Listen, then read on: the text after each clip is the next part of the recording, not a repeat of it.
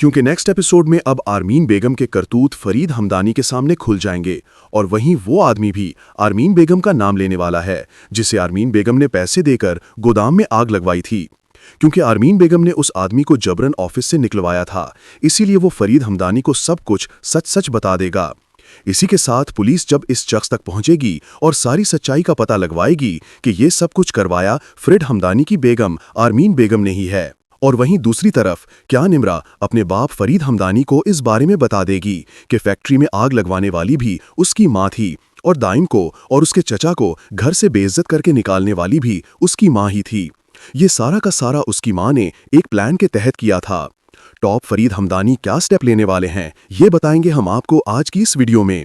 लेकिन इससे पहले अगर आपने हमारा चैनल अभी तक सब्सक्राइब नहीं किया तो बहुत शुक्रिया के साथ पहले चैनल को सब्सक्राइब कर लीजिए। तो नाजरीन, जैसा कि अलीजे के कहने पर निम्रा जाकर दाइम से मिलेगी और दाइम निम्रा को सब कुछ सच सच बता देगा। निम्रा दाइम से पूछेगी कि क्या तुमने वाकई मेरी मां से 5 करोड़ जहेज में मांगे हैं, जिस पर दाइम निम्रा से कहेगा कि तुम मुझे बहुत अच्छी तरह जानती हो निम्रा कि मैं सिर्फ और सिर्फ तुमसे मोहब्बत करता हूं, ना कि तुम्हारी जायदाद से। इसीलिए कि तुमने कहा था कि तुम्हारे पेरेंट्स मुझसे मिलना चाहते हैं, मैं तो अपने चचा को लेकर तुमसे और उनसे मिलवाने आया था। लेकिन जब मैं वहां गया तो तुम नहीं जानती कि तुम्हारी मां ने मेरी और मेरे चचा की कितनी ज्यादा तौहीन की और उन्होंने तुमसे ये कहा कि मैंने 5 करोड़ मांगे हैं। मुझे इन पैसों की कोई जरूरत नहीं, मैं जो कुछ भी करना चाहता हूं अपने बलबूते पर करना चाहता हूं, चाहे मैं जैसा भी हूं। मैं तुमसे मोहब्बत करता हूं, तुम्हारी दौलत से नहीं। लेकिन अगर तुम्हारे माँ बाप इस रिश्ते से खुश नहीं तो इस शादी का फायदा भी नहीं, क्योंकि अगर कल शादी के बाद मैं तुम्हारे साथ तुम्हारे घर आऊं तो इस घर में मेरी कोई अहमियत, कोई कद्र और कोई इज्जत नहीं होगी, क्योंकि अब मैं ये बात बहुत अच्छे से जान चुका हूं तुम्हारी मां से मिलने के बाद। यहाँ निम्रा दाइम की बातें सुनकर बहुत नादिम हो जाएगी, माफ़ी मांगेगी और कहेगी कि मैं अपनी माँ की तरफ से तुमसे माफ़ी चाहती हूँ। मैं इस बारे में अपने बाबा से बात करूँगी, बाबा माँ को समझाएंगे। तुम यकीन करो, बाबा और भाई तुमसे मिलना चाहते थे, वो तो अचानक गोदाम में आग लग गई और वो लोग चले गए।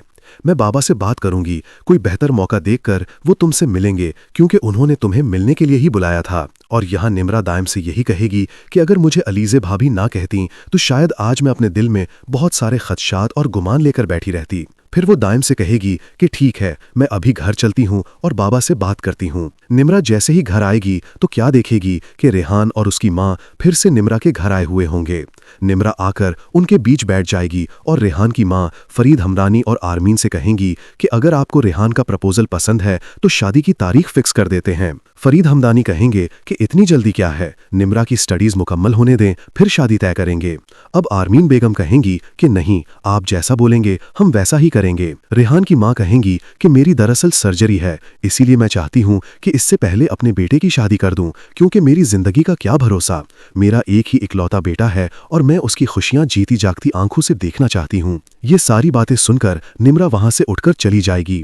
अब आरमीन बेगम ने हमजा और फरीद हमदानी को रेहान से निम्रा की शादी के लिए कन्विंस तो कर लिया है, लेकिन अब फरीद हमदानी के सामने हकीकत खुल जाएगी कि आरमीन बेगम ने दाइम के साथ क्या किया।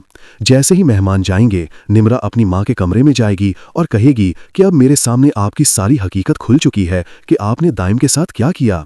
आपको शर्म नहीं आती? मुझे तो आपको मां कहते हुए शर्म आ रही है।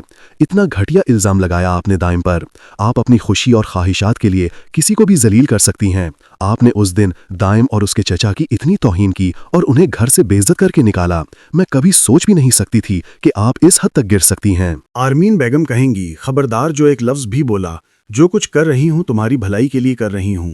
निम्रा कहेगी, मेरी खुशी सिर्फ दाइम में है, मैं सिर्फ दाइम से शादी करूंगी, दाइम के अलावा किसी से नहीं करूंगी, चाहे आप कुछ भी कर लें। आरमीन बेगम कहेंगी, आज के बाद दाइम का नाम जबान पर ना लाना, अगर घर से बाहर निकली या दाइम का नाम लिया तो मुझसे बुरा कोई नहीं होगा। यहाँ निम्रा बहुत परेशान हो जाएगी तो आलीजे इसके कमरे में आ जाएंगी और पूछेंगी कि क्या हुआ, तुम दाइम से मिली हो? निम्रा कहेगी कि हाँ भाभी, आपकी बात बिल्कुल ठीक थी, अगर आज दाइम से ना मिलती तो सारी जिंदगी वहम में रहती कि दाइम गलत था। आज पता चला कि माँ इस कदर गिर सकती हैं। दाइम ने कोई शर्त नहीं रखी, ये सब माँ की चाल थी। आलीजे को पहले से पता था। वो कहेंगी कि ये सारा खेल आरमीन बेगम का है, गोदाम में आग भी उन्होंने लगवाई थी ताकि दाइम को बेइज्जत कर सकें। निम्रा आलीजे का शुक्रिया अदा करेगी और कहेगी कि अब शादी सिर्फ दाइम से करूंगी, अगर माँ ने ज़बरदस्ती की तो बाबा को सब बता दूंगी। आलीजे कहेंगी कि मैं तुम्हारे साथ हूँ। दूसरी तरफ हमजा बिजनेस के नुकसान से बहुत परेशान है।